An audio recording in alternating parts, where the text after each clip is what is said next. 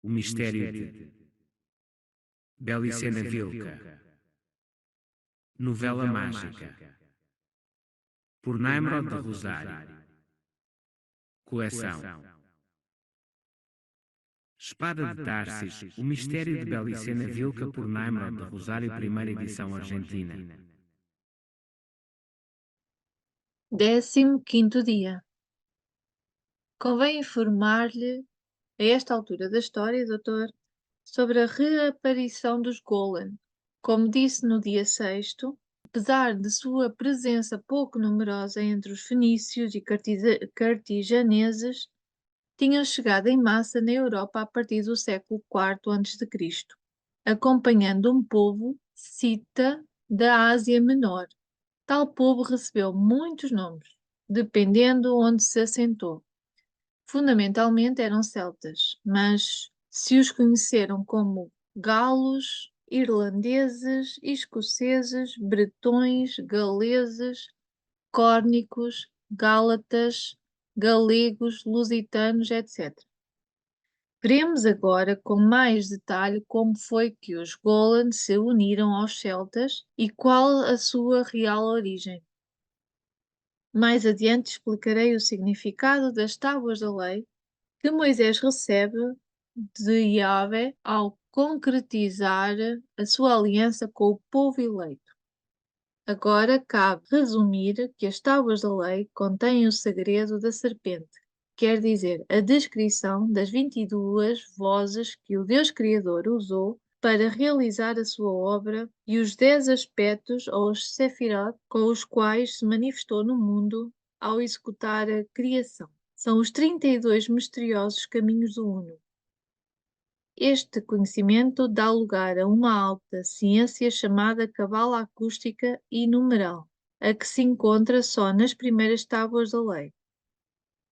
Nas segundas, que sempre foram esotéricas, não há mais do que um decálogo moral, pálido reflexo dos 10 arquétipos supremos ou Sefirot.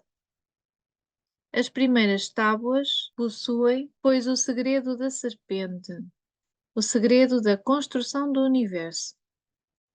Para preservar este segredo de olhares profanos, as tábuas foram guardadas na Arca da Aliança, enquanto que uma interpretação da Cabala acústica era decifrada por Moisés, Josué, os anciões, etc., no Pentateuco ou Torá escrita.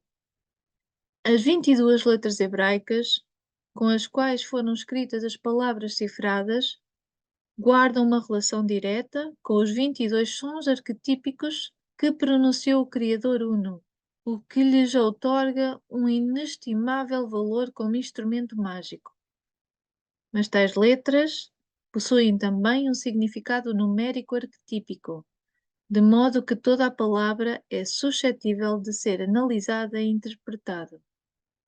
Esta é a origem da cabala numérica judia, exclusivamente dedicada a compreender a escritura da Torá, a que não se deve confundir com a cabala acústica atlante branca, que se acha referida às Verunas de Navutã.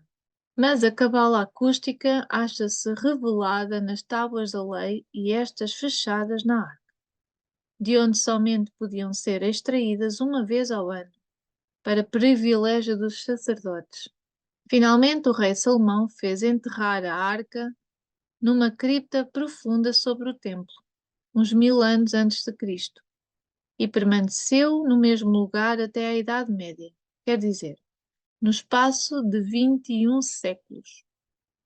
Poderia agregar que foi a maneira mágica com que a enterrou que impediu que a arca fosse achada antes. Com a morte de Salomão, o reino de Israel dividiu-se em duas partes. As tribos de Judá e Benjamim, que ocupavam o sul da Palestina, ficaram sob o mando de Roboão, filho de Salomão, e o resto do país, formado pelas outras 10 tribos, alinhou-se sob a autoridade de Jeroboão. No ano 719 a.C., o grande rei Sargão destruiu o reino de Israel e as 10 tribos de Jeroboão foram transportadas ao interior da Assíria para servir em escravidão. As 2 tribos restantes formaram o reino de Judá, do qual descendem, em maior ou menor grau, os judeus atuais. As 10 tribos perdidas de Israel não desapareceram da história como a propaganda interesseira dos judeus pretende fazer crer, dado que se sabe sobre o assunto muito mais do que se diz. Por exemplo, é certo que houve hebreus na América antes de Colombo e também que uma grande parte da população atual do Afeganistão descende dos primitivos membros do povo eleito. Mas o que aqui interessa é assinalar que houve então uma migração de hebreus para o norte, aos quais iam guiados por uma poderosa casta levita. Depois de atravessar o Cáucaso, aonde foram dizimados por tribos germânicas, chegaram às estepes da Rússia e ali chocaram-se com um povo cita. A massa do povo hebreu mesclou-se com os citas, mas como eram muito inferiores em número, não afetaram a identidade étnica destes. Pelo contrário, a casta levita não aceitou perder a sua condição de membros do povo eleito, degradando o seu sangue com os gentios. Os levitas permaneceram assim dedicados ao culto e ao estudo da Cabalá numérica durante muitos anos, chegando a alcançar notáveis progressos no campo da feitiçaria e da magia natural. Quando séculos depois os citas se deslocaram para o oeste, uma parte deles estabeleceu-se nos Cárpatos e nas margens do Mar Negro, enquanto a outra parte continuou o seu avanço para a Europa Central, onde foram conhecidos como celtas. Acompanhando os celtas iam os descendentes daqueles sacerdotes levitas, chamados agora Golan, por se acreditar que a sua permanência era a cidade fenícia de Sidom, onde denominavam Gauls ou Gaulans. Mas de Sidom, os Golan expandiram-se para Tiro, desde onde navegaram com os fenícios até Tarsis e fizeram as primeiras incursões que se lembram os senhores de Tarsis. Depois da queda de Tiro, no século IV a.C., acomodaram-se, como se viu em Cartago, desempenhando o sacerdócio de Baal-Bulok. Alguns Golans estabeleceram-se também na Frígia como oficiantes do culto de Cibele, de Adónis e de Atis. É que então os Golan possuíam já um terrível poder, fruto de séculos consagrados ao estudo do satanismo e da prática da magia negra. Em síntese, os celtas avançaram pela Europa guiados pelos Golan. E o tempo diria que aquela aliança não acabaria jamais, estendendo-se até aos nossos dias. Mas como chegaram os levitas das tribos perdidas a converterem-se em Golan? Quer dizer, como obtiveram o sinistro conhecimento? A explicação deve-se buscar no facto de que estes levitas, coisa que não ocorreu com outros sacerdotes judeus, nem então nem nunca, não se conformavam com o saber que se podia extrair da Torá escrita. Eles desejavam aceder à Okma, ou sabedoria divina, por um contacto direto com a fonte da Cabalá acústica, que é a ciência dos Atlantes morenos. A sua insistência e perseverança para conseguir este propósito e o seu caráter de membros do povo eleito convenceram os demónios da Fraternidade Branca de que se achavam frente a importantes colaboradores do Pacto Cultural. E esta convicção os decidiu a confiar-lhes uma missão, uma empresa que requeriria a sua intervenção dinâmica na história. O cumprimento dos objetivos propostos pelos demónios redundaria em benefício dos levitas, já que lhes permitiria avançar cada vez mais no conhecimento da Cabalá acústica. Que classe de missão lhes haviam encomendado os demónios? Uma tarefa que tinha direta relação com os seus desejos. Seriam executores do Pacto Cultural. Trabalhariam para neutralizar as construções megalíticas dos Atlantes brancos, tratariam de recuperar as pedras de Vênus, combateriam até à morte dos membros do Pacto de Sangue e colaborariam para que o plano da Fraternidade Branca, consistente em instaurar na Europa a sinarquia do povo eleito, pudesse ser levado a cabo. Mas os Golan, no fundo, seguiam sendo sacerdotes levitas, filhos do povo eleito, e agora possuidores da sabedoria divina de Yahvé a Okma. Por isso, a sua fundamental ocupação, o objetivo principal das suas revelações, seria teológico. Eles tentariam unificar os cultos, demonstrando que, por trás da pluralidade dos cultos, existia a singularidade de Deus, que desde então se deveria cumprir rigorosamente com o sacrifício do culto. Porque, qualquer que fosse a forma do culto, o sacrifício é uno, quer dizer, o sacrifício participa do uno. A partir do século V, estão já os celtas e os Golan percorrendo a Europa até o oeste.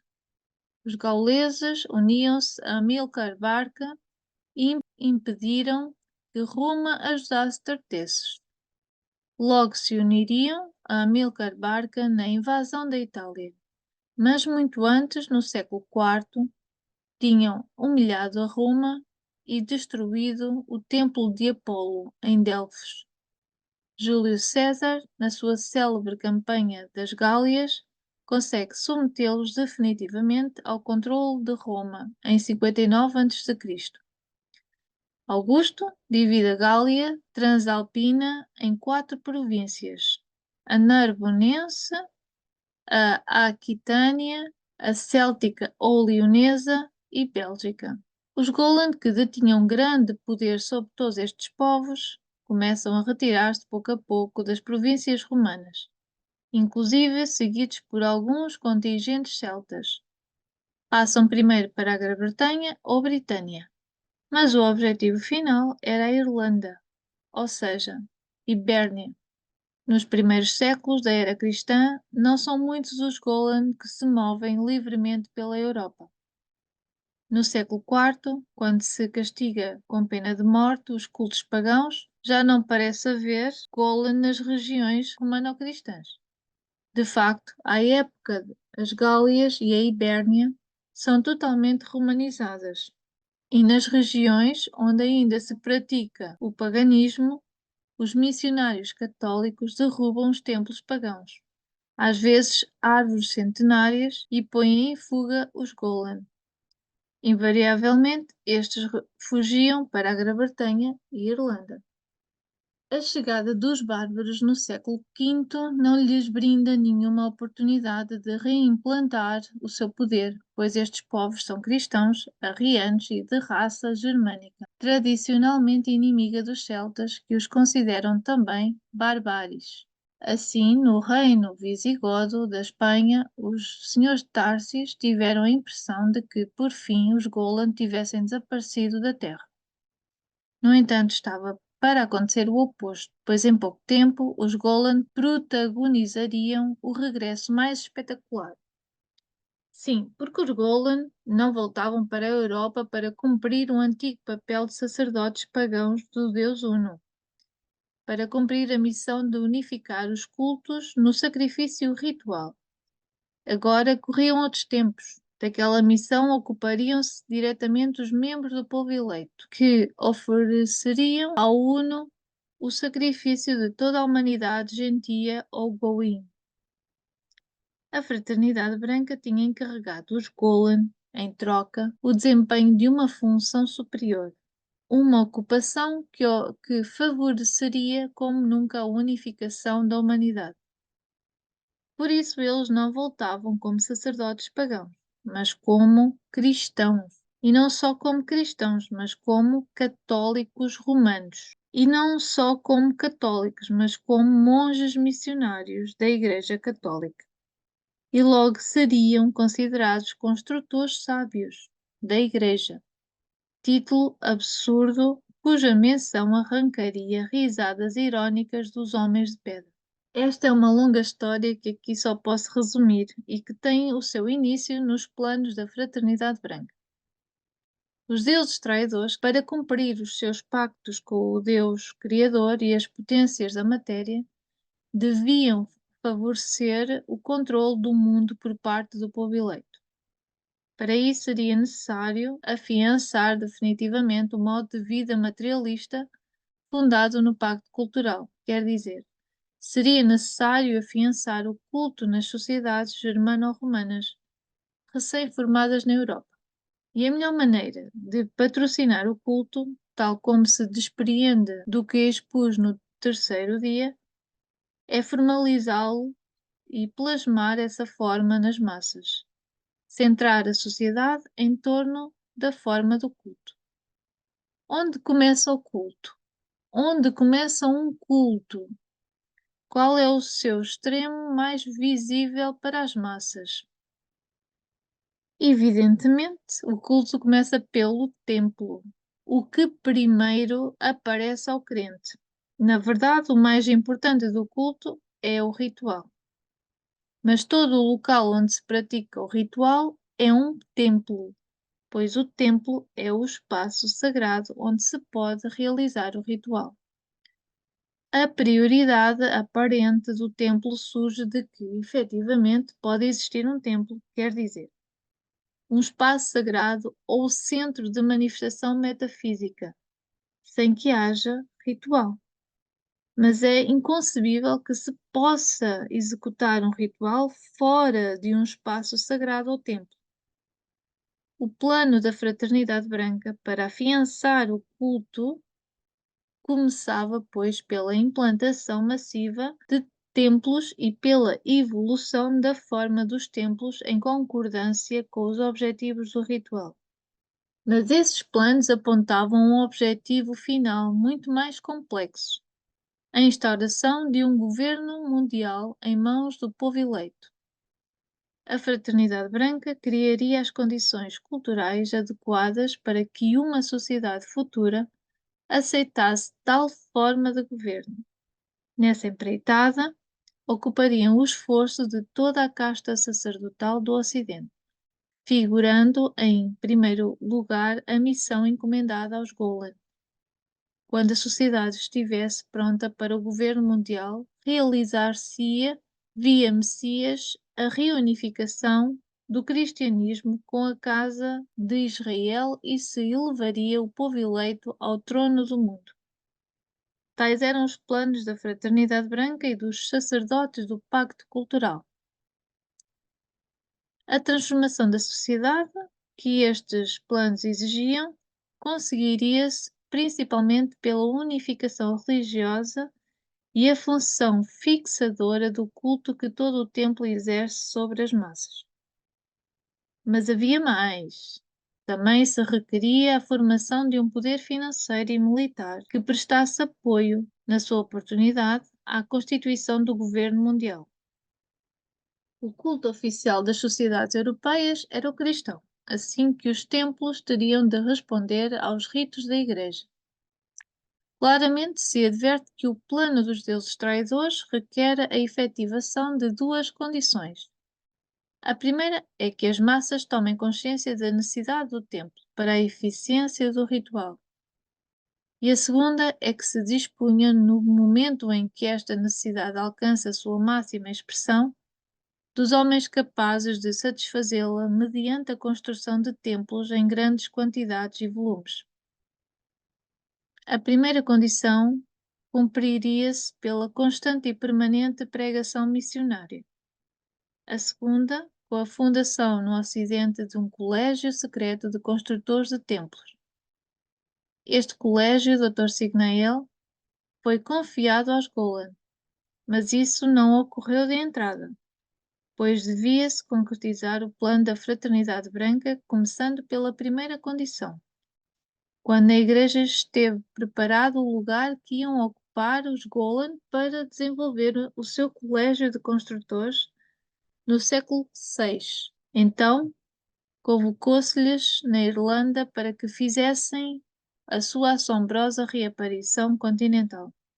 A oportunidade que os Golan aproveitam para voltar à Europa é produto do nascimento, no século VI, do monacato ocidental, tradicionalmente atribuído a São Bento de Núrcia. Realmente, só a ignorância dos europeus pôde sustentar semelhante atribuição durante 1200 anos. Embora, apesar de que desde o século XVIII se conheça no Ocidente com bastante precisão a história das religiões asiáticas, ainda hoje em dia há quem sustente teoricamente esta charlatanice, entre eles o dogma oficial da Igreja Católica.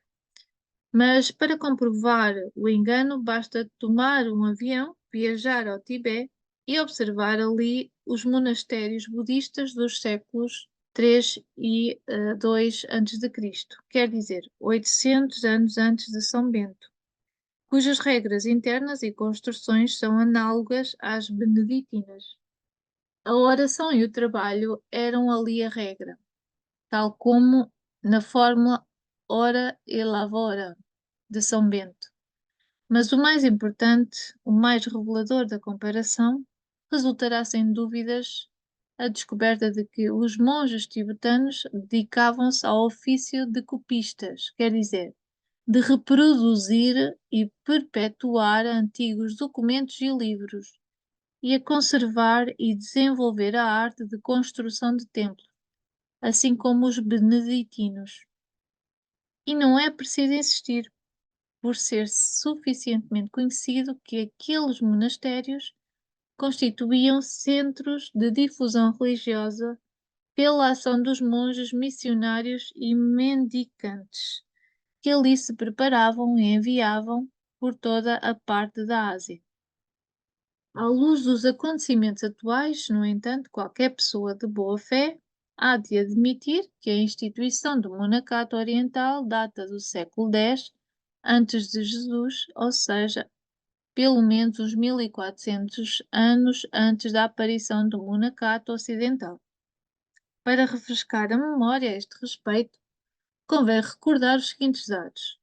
Em primeiro lugar, que os hinos mais antigos do Rig Veda e os Upanishads mencionam as comunidades bramânicas, munis e pratyas. Em segundo lugar, que à época de Buda, personagem histórica do século VII a.C., já existiam ashrams há centenas de anos. E por último, que se a reforma religiosa budista se estende rapidamente à Índia, China, Tibete, Japão e etc., é porque já existiam os grupos que iam transformar-se em sanghas. Mas não é que os beneditinos fossem budistas ou tivessem algo a ver com o budismo, mas que tanto os sacerdotes budistas como os sacerdotes beneditinos obedeciam secretamente à Fraternidade Branca, verdadeira fonte oculta do monacato oriental e ocidental. A Fraternidade Branca, em efeito, foi autora de uma obra intitulada Regra dos Mestres de Sabedoria, de difusão universal e que no Ocidente era conhecida desde o século II como Regula Magistri Sapientiae, por numerosas seitas cristãs e gnósticas judias. Assim que nada existia de original no monacato ocidental, o qual responderia, ao contrário, às mais ortodoxas disposições que ditava a Fraternidade Branca no assunto. Nos primeiros séculos da era cristã, quando o Império Romano admitia o paganismo e mantinha contacto com os povos da Ásia, conhecia-se perfeitamente a existência da vida monacal oriental. Inclusive, homens ilustres como Apolo de Tiana, contemporâneo de Jesus, tinham viajado ao Tibete e recebido instruções nos seus monastérios. Algumas seitas gnósticas que chegaram a compreender e a se opor aos planos da Fraternidade Branca deixaram testemunho de que isso se conhecia nas principais cidades do Oriente Médio: Alexandria, Jerusalém, Antioquia, Cesareia, Éfeso, etc. Mas a instituição dos monastérios não se faz da noite para o dia. É preciso seguir um estrito processo de formação, um método que se conhece desde a época da Atlântida. e que os sacerdotes do pacto cultural utilizavam universalmente. Com este método, os sacerdotes brahmanas impuseram o hinduísmo e os sacerdotes budistas, prévia deformação da doutrina de Kshatriya, Siddhartha, criaram o monacato budista tibetano, chinês, hindu e japonês. Este método determina que se deve começar por uma etapa de anarcomisticismo social, caracterizada pela proliferação de iluminados, ermitãos e santos. Esta fase tem por objetivo fomentar a crença de que a futura instituição monacal é um produto espontâneo do povo, que nasce e se nutre do povo. Deste modo, os povos aceitarão naturalmente a existência e obra dos monastérios, e o que é mais importante, também o aceitarão os reis e governantes. E esse método infalível é aplicável em qualquer povo e com o concurso de qualquer religião. No marco do judaico-cristianismo, já no século I, começa a aplicar-se o método e assim surgem no Oriente Médio uma multidão de astecas e santos que se retiram aos desertos e montanhas para viver em solidão. Durante os séculos II e III cresce tanto a população de anacoretas que muitos decidem juntar-se sob o mando de um santo superior e a ordem de alguma regra. Constituem-se então as comunidades zenobitas. Não obstante, a comunidade dos zenobitas não alcança ainda o grau de união requerido para o modo de vida monacal, pois cada membro continua com a vida ermita e só se unem para orar e se alimentar. E junto aos anacoretas e os zenobitas, vagam por todas as partes os frades errantes, versão ocidental dos monges mendicantes orientais. Para o século V, as colónias de anacoretas e os zenobitas somam milhares e milhares de membros no Egito, Palestina e Oriente Médio. Numa só diocese do Egito, os xirintos, viviam 20.000 ermitãs e 100.000 ermitãos anacoretas, enquanto que durante a vida de São Pacómio existiam 7.000 monges zenobitas em 6 monastérios, que chegaram a 50.000 no século V. Com isso, quero lhe dar um exemplo. Dr. Signael sobre a magnitude do movimento pré-monacal, um movimento que todos sabiam ser de inspiração extremo-oriental. O momento propício para instituir o monacato ocidental e para difundir o engano de que se tratava de uma criação original judaico-cristã apresentaria-se depois da morte do imperador Teodósio, no ano 395, quando o Império Romano se reparte entre os seus 2 filhos, Arcádio e Honório. Arcádio estabelece em Constantinopla, dando início ao Império Romano do Oriente, que duraria até o ano 1453. Honório herda o Império Romano do Ocidente, com Roma, que se desfaria 80 anos depois frente à pressão das hordas bárbaras. Logo do ano 476, o Império do Ocidente divide-se em múltiplos reinos romano-germânicos e começa um processo coletivo de isolamento e decadência cultural. Não só com a Ásia ficam cortados os laços culturais, mas com a própria Grécia. Porém, a sociedade europeia estava preparada para a instituição monacal. Durante séculos tinha visto passar os frades errantes procedentes da Terra Santa e escutado as histórias dos anacoretas e zenobitas orientais. Inclusive, muitos peregrinos viajavam à Terra Santa e ali adotavam a vida ascética, conservando à sua volta os costumes adquiridos. Nesse momento, século VI, não existe zona montanhosa europeia onde não habitem ermitãos cristãos. Mas, uma vez estabelecida a ordem dos monastérios, todos esqueceriam a origem oriental da instituição monacal. Justamente dos monastérios beneditinos saíram as cópias e traduções dos livros mais fecundos da cultura grega, que não teve instituição monacal, e se perderá qualquer vestígio das culturas do Extremo Oriente, vestígios que existirão no Império Romano e que misteriosamente desapareceram da Europa na época em que apareceram os livros mais adequados para empurrar o Ocidente ao desastre espiritual da Renascença e da Idade Moderna. Quer dizer, os livros em que se expõe o racionalismo e a especulação grega, raiz da filosofia e da ciência moderna.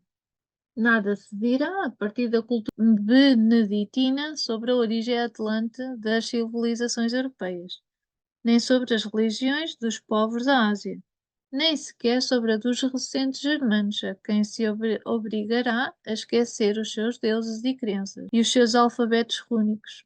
E nada se dirá, certamente, que possa relacionar a instituição monacal ocidental com outras culturas, que possa despertar a suspeita de que o ocorrido na Europa é uma história repetida em outras partes. A conclusão de um método de estratégia psicossocial para exercer o controle das sociedades humanas. Logo depois do século IX, pela presença dos árabes na Espanha, e do século XII, pela transculturalização a que levaram as cruzadas, alguns espíritos alertas advertem o engano, mas são poucos e já será tarde para deter os Golan. São Bento, que nasceu em 480, funda em 530 o monastério modelo de Monte Cassino e redige em 534 a sua célebre regra, que recebeu instrução dos anjos da Fraternidade Branca. É algo sem sombra de dúvida, porque a sua Regula Monachorum é uma fiel reprodução da Regula Magistri Sapientiae. Ao morrer em 547 e subir aos céus por um caminho custodiado por anjos, segundo presenciaram muitos monges, as bases do monacato ocidental estavam fundadas. Esse era o momento longamente esperado pelos Golan para irromper nos países continentais da Europa. No século V, os Golan encontraram-se concentrados majoritariamente na Irlanda e começam a se infiltrar na Igreja Católica. Um dos seus é São Patrício, a quem enviam ao continente para estudar a doutrina cristã e tomar contacto com membros da Fraternidade Branca. Volta no século 432, procedente de Roma, investido de bispo e com autorização papal para evangelizar a Irlanda. Imediatamente funda muitos monastérios, alguns realmente importantes, como os da Armagh e Bangor, onde se celebrariam sínodos. Existiriam escolas religiosas nas que se apressam a ingressar em massa os Golan da Irlanda e Grã-Bretanha. Os seguintes 130 anos, desde a morte de São Patrício em 462 até à partida de São Columba em 590, são empregados pelos Golan a fim de dar forma à Igreja da Irlanda. Vale dizer, a fim de organizar o seu futuro assentamento continental. O ano 590 assinala o momento histórico em que os planos da Fraternidade Branca para a participação dos Golan começam a se executar rigorosamente. O lugar onde os Golan desenvolverão o Colégio de Construtor de Templos já está pronto. São os mosteiros da Ordem de São Bento.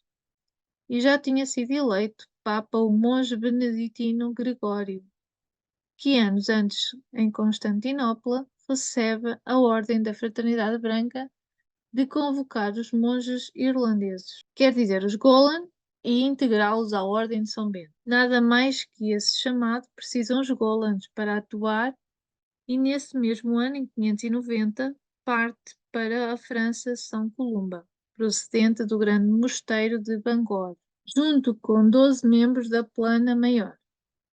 Na França somam-se com outros 600 Golan e dedicam-se a fundar mosteiros baseados na Regula Monacorum. Contam a todo momento com o apoio de São Gregório Magno, quem recebe São Columba em Roma mais de uma vez.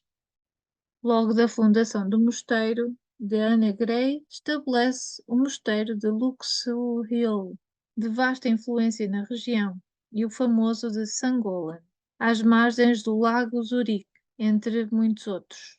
São Columba morre em 615 no mosteiro lombardo de Bobbio, deixando a sua missão praticamente cumprida.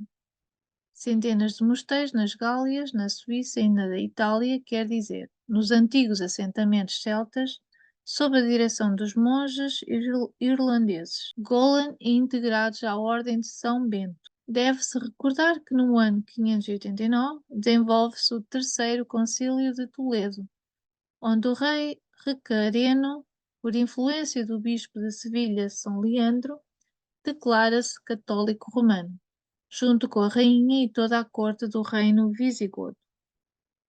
Não deve surpreender, pois, que os Golan se precipitem sobre a Espanha a partir do nefasto ano 590.